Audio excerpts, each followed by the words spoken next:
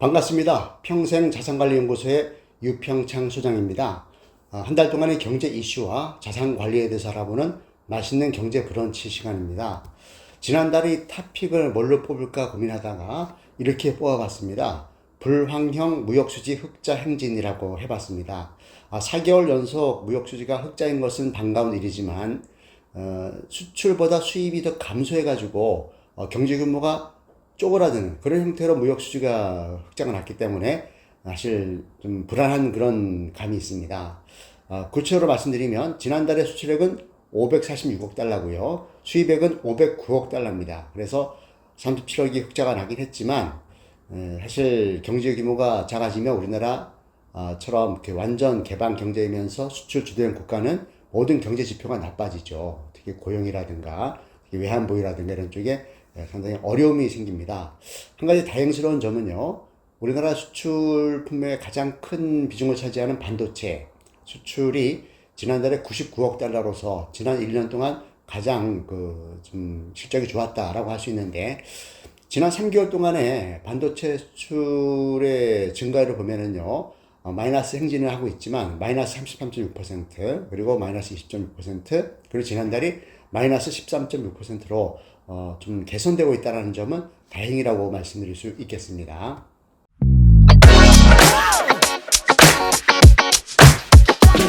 7대 경제 지표를 한번 살펴보겠습니다.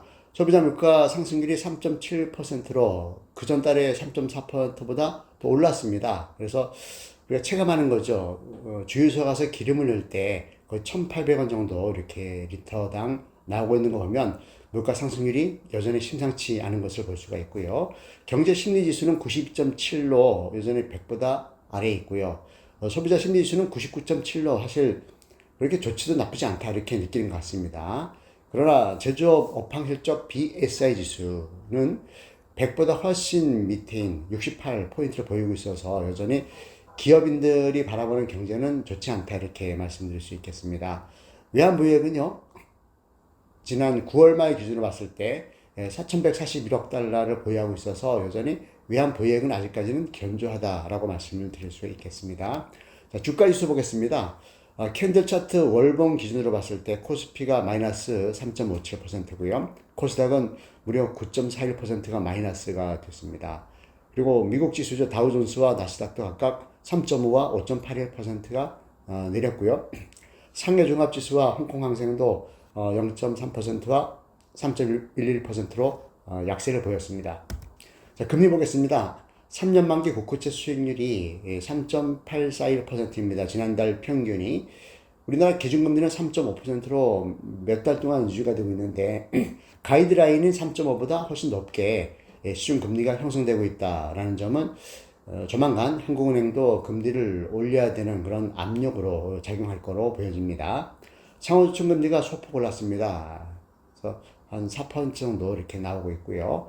대출금리 기준이죠. 코픽스 금리는 잔액 기준은 3.84%고 신규 취급액은 3.66%입니다. 여기에 개인별로 가산금리가 추가되기 때문에 최근에 주택담보대출 금리가 가장 낮음에도 불구하고 다른 대출에 비해서 7% 정도 이렇게 가계부채가 많은 분들에겐 어려움이 생길 수가 있겠습니다.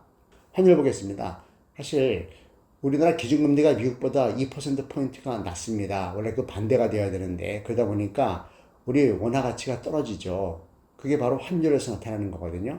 자, 원달러 환율 9월 평균입니다. 1334원 32전입니다. 그래서 그전 달에 비해서 10원 32전이 올랐습니다. 즉 환율이 오른다는 건 좋은 뜻이 아니죠. 환율의 교환 비율이 나빠진다는 거니까 1달러를 1,000원 주고 살 수 있는 것을 1달러를 1,300원 주고 살 수 있다는 것은 300원만큼 원화 가치가 하락했다라고 볼 수가 있겠죠.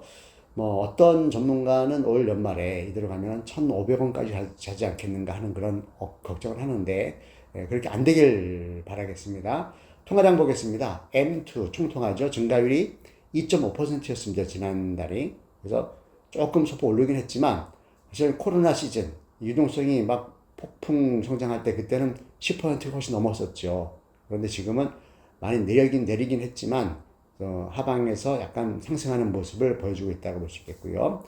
투자자 예탁금은 51조로 조금 약세를 보이고 있고요. 코스피 주식거래 대금은 8조 정도 해서 중폭 약세입니다. 그리고 주식형 펀드 잔액은 100조 2,900억 정도가 돼가지고 좀 소폭 강세를 보이고 있다라고 볼 수 있겠습니다. 원자재 보겠습니다. 두바이유는 배럴당 92달러 47센트입니다. 사실 100달러에 육박하는 모습을 하고 있는데 그 전 달에 비해서 6달러 10센트가 올랐습니다. 사실 이렇게 유가가 올라가면 모든 전망회적인 그런 물가가 다 올라가는 것이 일반적입니다. 자, 금 시세는 반대로 온스당 1934달러 72센트로 15달러 22센트가 내렸습니다.